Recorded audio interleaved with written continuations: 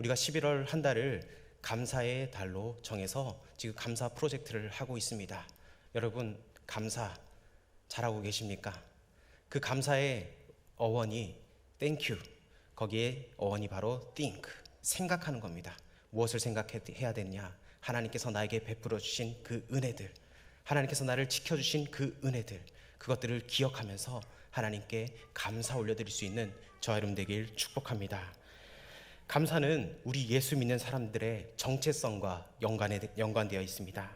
오늘 본문인 시편 136편은 출애굽하게 하신 하나님, 그리고 가나안을 정복하게 하신 하나님에 대한 감사 찬양을 말해주고 있습니다. 오늘 말씀을 통해서 감사를 일상의 감사의 삶으로 변화시키는 하나님의 그 능력을 우리가 의지하며 말씀을 받기를 원합니다. 먼저는 하나님에 대한 감사입니다. 우리 본문 1절을 우리 다시 한 번 더 읽어보도록 하겠습니다. 시작. 여호와께 감사하라. 그는 선하시며 그 인자하심이 영원함이로다. 아멘. 누구에게 감사하라고 말씀하고 있습니까? 여호와 하나님께 감사하라고 말씀하고 있습니다. 시편의 주제는 어렵지가 않습니다. 하나님이 어떤 분이신지, 그리고 그분이 우리에게 어떤 은혜를 주시는지, 우리가 어떻게 반응할 것인지에 대해서 말씀하고 있습니다. 우리가 하나님이 누구이신지를 바로 안다면 당연하게 하는 반응은 감사일 겁니다. 오늘 본문에 보면 또 다른 반복되는 어구가 있는데, 그 인자하심이 영원함이로다, 이 말씀이 반복되어 있습니다. 시편 136편은 26절까지 되어 있는데 매 절마다 이 단어가 반복되어 있습니다. 그 인자하심이 영원함이로다. 이것이 우리가 감사해야 될 이유입니다. 사람이 살아가면서 제일 비참한 순간은 감사할 순간에 감사할 대상이 없다는 겁니다. 전혀 감사를 모르고 살던 사람이었지만 정말 감사해야 될 일이 생겼을 때 감사의 대상이 없다는 것은 당혹스러워진다는 말입니다. 우리는 감사할 대상이 있습니다. 누구십니까? 바로 하나님입니다. 감사는 전적으로 하나님을 향해서 해야 한다는 겁니다.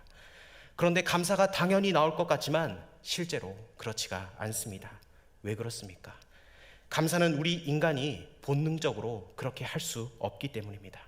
그래서 바울은 로마서에서 타락한 문화에 대해서 이렇게 말씀하고 있습니다.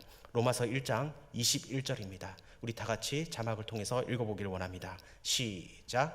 하나님을 알되 하나님을 영화롭게도 아니하며 감사하지도 아니하고 오히려 그 생각이 허망하여지며 미련한 마음이 어두워졌나니. 아멘. 세상의 천지 만물을 보면 우리는 하나님을 부정할 수가 없습니다. 하나님을 찬양할 수밖에 없습니다.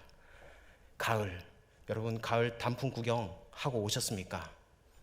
가까운 신불산, 가지산, 남목에 있는 산에 가보면 가을 단풍이 알록달록하게 물들어 있는 것을 우리는 쉽게 볼 수 있습니다. 그리고 봄에 되면 어떻습니까? 남목 뒤도로 올라가는 도로에 쌍벚꽃도 피고 벚꽃이 화려하게 펴서 자동차를 지나가면은 우리는 절로 찬양합니다. 무슨 찬양하십니까? 참 아름다워라 주 하나님 지으신 모든 세계. 우리는 그 찬양을 합니다. 이 모든 것을 하나님께서 지으셨기 때문입니다. 모든 것을 만드신 분이 바로 하나님입니다. 그러나 세상은 의도적으로 하나님을 부정합니다. 하나님의 존재를 부정하는 세상은 당연히 세상에 대한 감사가 없습니다. 감사가 없다는 말을 다른 말로 표현하면 우리 인간의 심성이 부패하였다는 겁니다. 한마디로 우리 마음이 썩었다는 겁니다. 하나님이 하신 일을 부정하는데 감사가 나올 리가 전혀 없습니다. 하나님의 존재, 하나님의 권위를 제거해버리면 그 자리에 누가 앉겠습니까? 하나님의 자리에 인간이 대신 앉아 있습니다. 그러면 결국 원망과 불평과 분노로 가득 차게 되어 있습니다. 바울은 디모데후서 3장에서 말세의 징조를 이야기하고 있습니다. 디모데후서 3장 2절에 이렇게 말씀합니다. 사람들이 자기를 사랑하며 돈을 사랑하며 자랑하며 교만하며 비방하며 부모를 거역하며 감사하지 아니하며 거룩하지 아니하며. 아멘. 여기서 사람들이 자기를 사랑하며, 여기에 우리는 주목해 볼 필요가 있습니다. 하나님이 없는 세상에서 흔히 벌어지는 풍경이 무엇입니까? 바로 나라는 신이 그 자리에 앉아 있는 겁니다. 세계적인 글로벌 기업 애플사에서 나오는 제품들을 보면은 어떻게 시작합니까? 아이폰, 아이패드, 아이튠즈. 여기 보면 소문자 I로 시작하고 있습니다. 이게 무엇을 의미합니까? 바로 나라는 겁니다. 오늘날 세상이 가장 중요하게 여기는 것이 바로 나라는 겁니다. 우리의 가정을 봐도 잘 알 수 있습니다. 우리 집안의 왕이 누구입니까? 이전에는 돈을 잘 벌어던 아버지가 그 집안의 왕이었고 신이었습니다. 하지만 아이가 태어나면 그 주인이 누구입니까? 그 아이가 바로 신입니다. 그 아이가 고3이 되면 누가 왕입니까? 고3 아이가 왕이고 신입니다. 그래서 엄마 아빠가 TV도 눈치 보고 틀어야 합니다. 그러다가 엄마가 갱년기가 오면 그 주인이 누구입니까? 다들 엄마의 눈치를 보고 쩔쩔 매게 됩니다. 갱년기 여성과 사춘기 자녀가 싸우면 누가 이기겠습니까? 제가 생각하기엔 그 집 남자만 불쌍합니다. 왕들이 수시로 여기저기서 나타나고 신의 자리에 앉은 세상은 감사보다 오히려 불만이 더 많아집니다. 내가 신이 되면 어떤 현상이 일어납니까? 나 중심으로 돌아가야 합니다. 그런데 세상이 나 중심으로 돌아갑니까? 그렇지가 않습니다. 그러니까 원망과 불평이 쌓일 수밖에 없습니다. 하나님을 예배하지 않고 자신을 숭배할 때 삶 전체가 깨진다는 겁니다. 인간이 하나님보다 자신에게 모든 관심을 기울일 때 무질서와 혼돈에 빠지게 된다는 겁니다. 오늘 본문 1절부터 9절까지는 바로 창조의 하나님에 대한 감사와 찬양입니다. 우주 만물이 하나님으로부터 왔다는 것을 노래하고 있습니다. 우리의 존재의 근원은 누구십니까? 하나님이라는 겁니다. 스스로 존재할 수 있는 것은 아무것도 없습니다. 감사는 모든 것을 주신 하나님에 대한 마땅한 인간의 반응입니다. 내가 존재하고 있는 것, 그것에 대해서부터 우리는 감사를 해야 한다는 겁니다. 우리에게 어떤 것도 하나님으로부터 오지 않은 것이 없다는 것을 우리는 기억해야 한다는 겁니다. 그러므로 감사는 바로 하나님과의 관계에 직결되어 있다는 겁니다. 그래서 하나님과의 관계가 깨어지면 우리는 원망과 불평이 올 수밖에 없다는 겁니다. 하나님을 하나님으로 인정하지 않는 순간 우리의 삶은 불만족으로 변하게 된다는 겁니다. 원망과 불평은 내가 하나님의 자리에 앉아 있는 것이고 하나님에 대한 완전한 항복을 하지 않는 것을 말하고 있습니다. 나 중심적인 삶의 특징이 무엇입니까? 원망과 불평입니다. 자아가 강할수록 원망과 불평은 강해진다는 겁니다. 그러면 우리는 어떻게 해야 되겠습니까? 자아 중심에서 하나님 중심으로 옮겨야 된다는 겁니다. 나를 만족하고 나를 즐겁게 하는 것에 몰두하는 동안에는 불평이 늘 수밖에 없다는 겁니다. 오늘날 세상의 문화는 우리의 자아 중심적 삶에 불을 붙이고 있습니다. 당신이 이것을 하면 너가 더 행복할 것이라고, 행복하기 위해서는 너는 이것을 더 해야 된다고 우리를 부추기고 있습니다. 그래서 TV 광고에도 이런 광고가 있습니다. 아파트 광고입니다. 여기에 살면 편안합니다. 이 편한 세상. 이 차를 타면 당신의 품격이 변화됩니다. 제네시스. 그런 관점에서 보면 예배가 얼마나 중요한지 모릅니다. 우리가 하나님의 자리에서 내려와야 합니다. 우리 자아 중심적인 삶에서 벗어나서 하나님 중심적인 삶으로 우리는 바뀌어야 한다는 겁니다. 우리의 시선을 하나님의 시선으로 바뀌는 것이 바로 예배 시간이라는 겁니다. 그래서 오늘 본문 1절에 여호와께 감사하라, 이 말씀은 하나님을 하나님으로 인정하라는 그 말입니다. 비록 지금 나의 삶에 내가 원하지 않는 상황으로 몰려가고 있습니까? 그래도 여전히 하나님은 우리의 하나님이십니다. 하나님께 모든 초점을 맞추며 나아가길 원합니다. 하나님을 기쁘시게 하는 삶에 초점을 맞추고 살아가면 하나님께서 주신 기쁨이 우리 가운데 있다는 겁니다. 하나님을 높여드리는 삶에 집중하며 살아갈 때 우리의 모든 삶의 문제는 해결될 줄 믿습니다. 우리는 여호와께 감사해야 됩니다. 첫째는 하나님에 대한 감사였습니다. 두 번째로는 하나님이 행하신 일들에 대한 감사를 드려야 한다는 겁니다. 우리 본문 4절을 다시 한 번 더 읽어보도록 하겠습니다. 시작. 홀로 큰 기이한 일들을 행하시는 이에게 감사하라. 그 인자하심이 영원함이로다. 우리 10절을 다시 한 번 더 읽어보도록 하겠습니다. 10절을 우리 자막을 통해서 우리 읽어보도록 하겠습니다. 시작. 애굽의 장자를 치신 이에게 감사하라. 그 인자하심이 영원함이로다. 아멘. 하나님께서 이스라엘 백성들을 그 고통으로부터 구출해내어 주시고 불가능한 일을 가능하게 하신 일에 대한 감사를 나타내고 있습니다. 홍해를 건넌 일, 그리고 가나안 땅으로 인도하신 일들에 대한 감사를 오늘 말씀하고 있습니다. 이스라엘 백성들은 하나님의 기적 속에 살았습니다. 기적이 없었던 날이 단 하루도 없었습니다. 그렇습니다. 우리 인간이란 존재는 하나님의 은혜 없이는 도무지 살 수가 없는 존재입니다. 하나님의 은혜가 아니면 설명할 수 없는 일들이 우리의 매 순간 우리의 삶 속에서 일어난다는 겁니다. 우리가 살아가는 것, 그것이 바로 우리가 기적이라는 겁니다. 그냥 우연으로 넘겨버리고 운이 좋았다고 말하지만 아닙니다. 하나님의 은혜이고 하나님의 손길이 우리와 함께하여 주셨기 때문에 우리가 이렇게 살아 있다는 겁니다. 우리가 사는 세상은 어떻습니까? 죄악으로 가득한 세상입니다. 살벌합니다. 죄의 힘이 지배하고 있는 세상입니다. 그뿐만 아니라 마귀는 두루다니며 삼킬 자를 찾고 있다고 성경은 말씀합니다. 우리의 영혼과 육체가 한치도 알 수 없는 세상 가운데 우리가 아직 건재하고 있다는 것은 기적 중에 기적입니다. 우리가 자고 일어나는 것, 우리가 숨을 쉬고 있는 것, 우리의 맥박이 정상적으로 뛰고 있는 것, 피가 순환하고 있는 것, 밥을 먹는 것, 밥을 먹고 소화시키는 것, 이것이 얼마나 놀라운 은혜입니까? 병원에 가면 힘겹게 누워있는 환자들을 볼 때가 있습니다. 지금 우리는 어떻습니까? 우리가 두 발로 하나님 전에 나와서 이렇게 예배드릴 수 있는 것, 그것 정말 큰 은혜입니다. 얼마나 감사한 일입니까? 가족들이 저녁에 무사히 귀환해서 하나님께 나아올 수 있는 것, 그리고 자녀들이 학교에 다니는 것, 자녀들이 무럭무럭 잘 자라는 것, 그 모든 것이 하나님의 은혜입니다. 마음에 들지 않아도 남편이라는 존재, 아내라는 존재를 여러분 감사해 보십시오. 술에 취한 남편이 집에 제대로 찾아오는 것만 해도 그거는 감사한 일입니다. 믿음 생활 열심히 하지 않는다고 구박하지 마십시오. 교회 나가는 것 반대 안 하는 것만 해도 너무나 감사한 일입니다. 교회까지 같이 나와준다면 더더욱 감사한 일일 것입니다.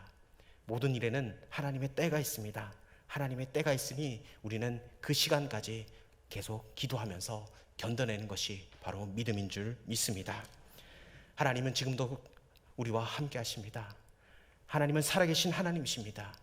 수수방관하고 모른 척 하시는 하나님이 아니십니다. 지금 우리가 살아 숨쉬고 있다는 것은 바로 하나님의 사랑의 손길 가운데 있다는 것입니다. 병원에서 의사들이 수많은 환자들을 최첨단 기계를 통해서 살리려고 하지만 그것은 쉬운 일이 아닙니다. 아무리 돈이 많아도 생명의 연장을 하루도 할 수가 없습니다.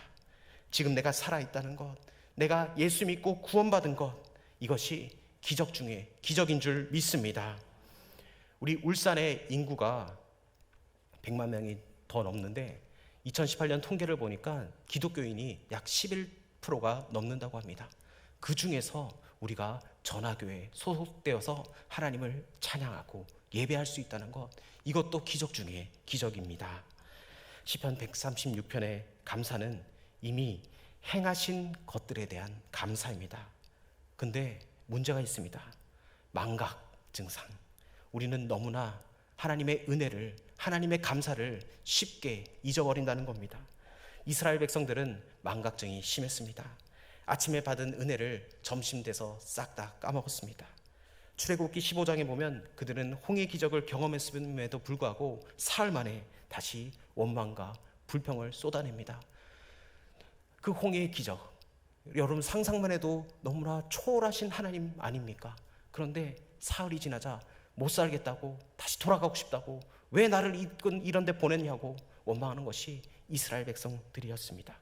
그래서 하나님께서 그 출애굽 2세대에게 이전의 실패를 반복하지 않도록 신명기라는 말씀을 주었습니다. 신명기의 주제가 무엇입니까? 너희는 기억하라. 하나님의 은혜를 잊지 말라고 신명기를 줬다는 겁니다. 우리 부모들은 어떻습니까? 자녀들에게 감사를 가르쳐야 합니다. 작은 것 하나부터 감사할 수 있는 훈련을 해야 한다는 겁니다. 아무리 작은 것도 당연하게 여기지 않는 것을 자녀들에게 가르쳐야 합니다. 여러분 생각해 보십시오. 우리 자녀들이 이거 주니까 감사해요, 고맙습니다 이렇게 하면은 하나라도 더 주고 싶습니다. 근데 주는 것마다 나 이거 왜 줘? 이거 안 먹어. 이렇게 불평하고 시무룩뚝한 표정하고 있으면 있는 것도 뺏고 싶은 게 사람의 마음입니다. 아이들에게 감사를 가르치길 바랍니다. 이런 사람은 어디에서나 사랑받는 사람이 될 수 있습니다. 원망과 불평, 불만족으로 가득 찬 세상에서 감사가 몸에 밴 사람은 전혀 다른 인생을 살아갑니다. 내가 생각하는 대로 삶이 돌아가지 않아도 낙심하지 마십시오. 어떤 일도 하나님을 벗어나서 일어나는 일은 없습니다. 세상 사는 사람들은 자신이 원하는 대로 돌아가야만 형통한 삶이라고 생각을 합니다. 그러나 우리는 다릅니다. 내가 원하는 대로 돌아가지 않아도 우리는 형통한 삶을 살아갈 수가 있습니다. 왜 그렇습니까? 우리의 모든 삶이 하나님의 은혜에, 하나님의 손길에 달려있기 때문입니다. 바울이 데살로니가전서 5장 18절에 범사에 감사하라, 이것이 그리스도 예수 안에서 너희를 향하신 하나님의 뜻이니라, 이렇게 말씀하고 있습니다. 이렇게 말한 이유가 무엇입니까? 내가 생각하는 것과 다른 일이 일어나도 하나님의 절대 주권을 믿기 때문이라는 겁니다. 이것이 바로 신앙의 기초입니다. 하나님의 주권과 섭리는 무엇을 의미합니까? 우리에게 일어나는 어떤 일도 하나님의 영광을 위해서 거룩한 목적으로 쓰인다는 것입니다. 그뿐만 아니라 결국 하나님의 백성들에게 유익한 것들로 바꾸어 놓으신 것이 바로 하나님의 은혜입니다. 우리 하나님은 전지전능하신 하나님이십니다. 하나님이 우리의 삶을 조율하고 계신다는 것을 기억하십시오. 하나님의 기적을 여러분 선포하며 나아가십시오. 특별한 기적을 원하기보다는 이미 일어난 기적에 대해서 찬양하며 나아가는 저 여러분 되길 원합니다. 우리는 여호와께 감사해야 됩니다. 먼저는 하나님에 대한 감사였고, 두 번째는 하나님이 행하신 일들에 대한 감사였습니다. 마지막은 하나님이 주신 것들에 대한 감사가 있어야 한다는 겁니다. 오늘 우리가 본문을 읽지 않았지만 시편 136편 21절부터 25절까지 계속 반복되는 구절이 있는데, 무엇을 주신 이에게 감사하라, 이렇게 말씀합니다. 우리 21절과 25절을 연달아서 읽어보길 원합니다. 시작. 그들의 땅을 기업으로 주신 이에게 감사하라. 그 인자하심이 영원함이로다. 모든 육체에게 먹을 것을 주신 이에게 감사하라. 그 인자하심이 영원함이로다. 아멘. 창조의 하나님은 모든 피조물에게 생명을 보존하도록 공급하여 주십니다. 그냥 자라는 게 아니라 하나님이 자라게 하신다는 겁니다. 우리 하나님은 어떤 분이십니까? 하나님은 우리에게 모든 것을 주시는 하나님이십니다. 하나님은 우리에게 필요한 것을 공급하시는 하나님인 줄 믿습니다. 그래서 야고보서 1장 17절에 이렇게 말씀합니다. 온갖 좋은 은사와 온전한 선물이 다 위로부터 빛들의 아버지께로부터 내려오나니 그는 변함도 없으시고 회전하는 그림자도 없으시니라. 아멘. 우리 하나님은 우리에게 가장 좋은 것을 주시는 하나님인 줄 믿습니다.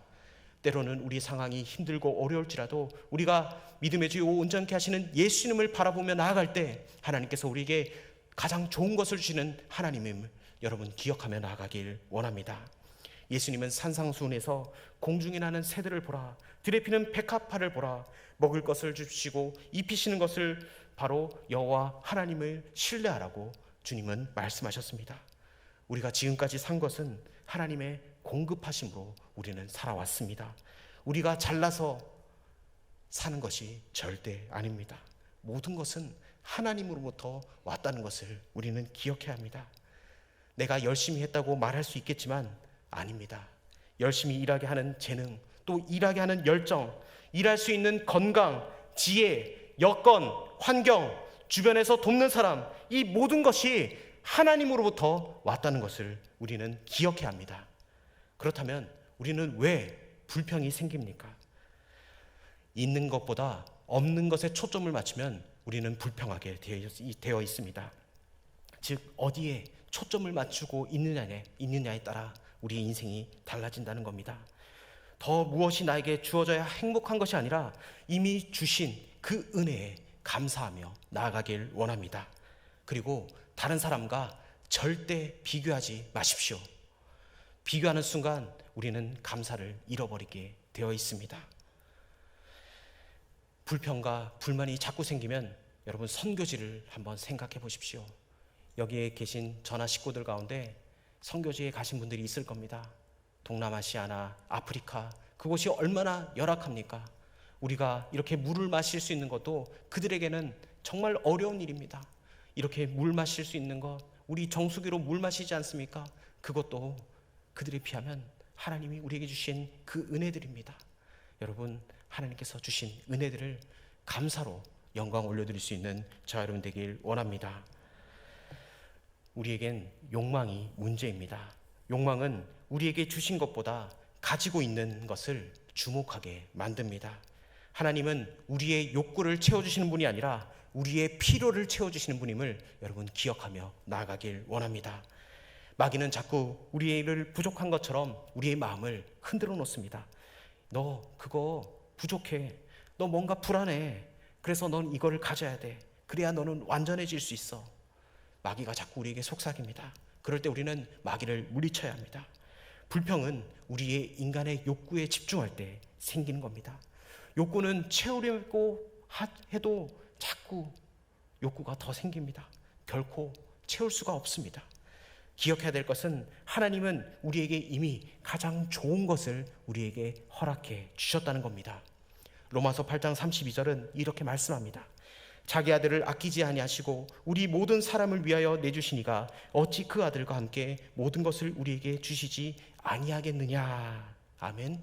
이보다 더 큰 선물이 없습니다. 하나님은 자기 아들을 아끼지 아니하시고 우리에게 내어 주셨습니다. 감사는 받은 것을 받았다고 인정하는 겁니다.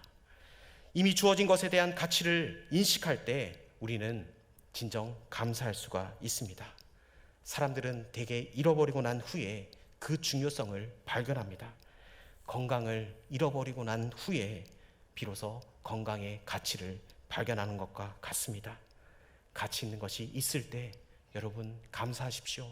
하나님께서 이미 주셨을 때 그것을 감사함으로 여기기는 저와 여러분 되길 원합니다. 하나님의 존재를 인정하는 사람들은 지금 주어진 모든 것들이 하나님으로부터 온 것이라는 것을 알게 됩니다. 그래서 본문은 오늘 26절에 걸쳐서 계속 감사하라고 그렇게 노래하고 있습니다. 이것은 우리의 전 영역에 대한 감사입니다.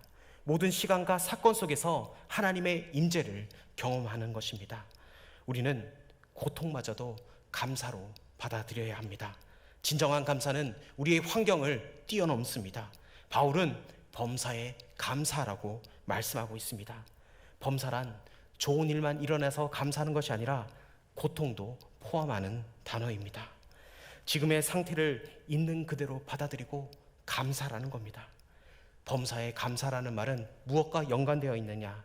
나의 나된 것은 모든 것이 하나님의 은혜, 이것과 연관되어 있습니다. 그리고 모든 것이 합력하여 선을 이루겠다는 그 말과 일맥상통한 말입니다. 어떤 사람은 자신이 겪는 고통과 실패, 절망의 원인을 하나님에게 찾고자 합니다. 그러나 감사란 상황의 문제가 아니라 마음의 태도의 문제입니다. 사람들이 겪고 있는 불행은 감사의 상실에서 온 것이 많습니다. 많은 사람들이 소유욕으로 인한 불만족한 삶을 살아가고 있습니다. 자족하지 못하고 살아갑니다. 그렇지만 예수 믿는 사람들은 달라야 합니다. 사도 바울은 빌립보서 4장 11절에서 또 13절에 이렇게 말씀합니다. 내가 궁핍함으로 말하는 것이 아니니라. 어떠한 형편에 있든지 나는 자족하기를 배웠노니. 어떻게 일이 가능합니까? 13절에 내게 능력 주신 자 안에서 내가 모든 것을 할 수 있느니라. 아멘.